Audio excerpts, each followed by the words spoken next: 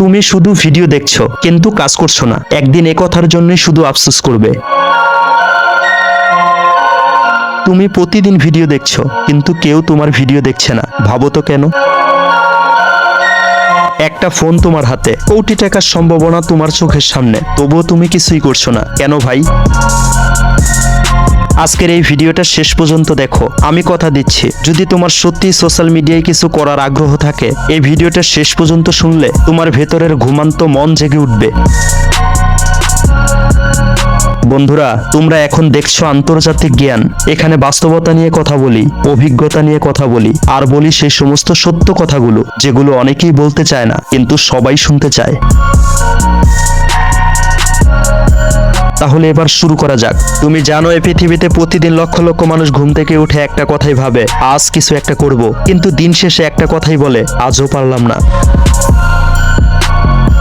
তুমি হয়তো প্রতিদিন স্ক্রল করছো, একটার পর একটা ভিডিও দেখছো, মোটিভেশন নিচ্ছ, রিলস দেখছো, কিন্তু নিজের জীবনের জন্য এখনো কিছুই করছো না। তুমি দেখো তোমার ছোট ভাই, তোমার পাশের ছেলেটা অথবা তোমার বন্ধু, সে সোশ্যাল মিডিয়ায় কাজ করছে, ভিডিও বানাচ্ছে, কন্টেন্ট তৈরি করছে, নিজের একটা নাম তৈরি করছে। তুমি হয়তো ভাবছো তার ভাগ্য ভালো। না ভাই, ওর ভাগ্য ভালো না, ওর সাহস ভালো।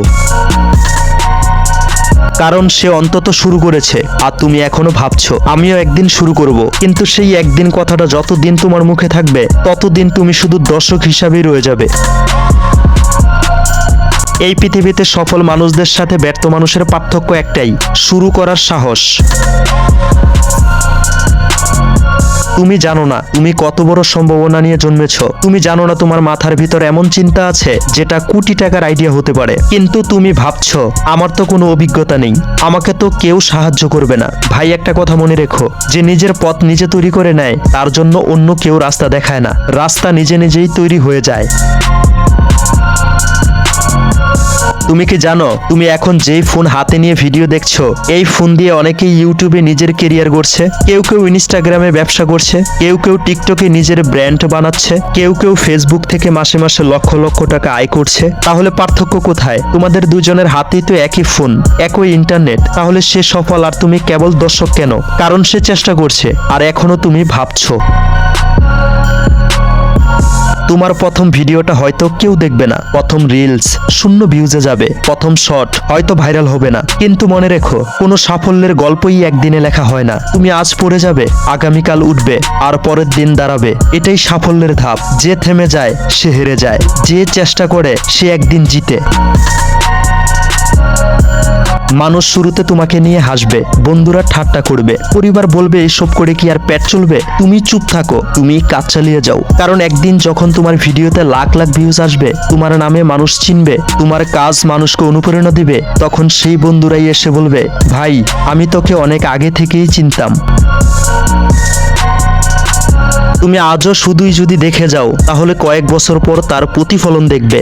একজন মানুষ যে শুধু ভাবতো কিন্তু কখনো কিছুই করেনি। তুমি দেখবে যাদের তুমি একসময় তুচ্ছ ভাবতে, তারা এখন নিজের পরিচয় তৈরি করেছে, আর তুমি তখন শুধু বলবে আমি যদি একটু আগে শুরু করতাম, ইস।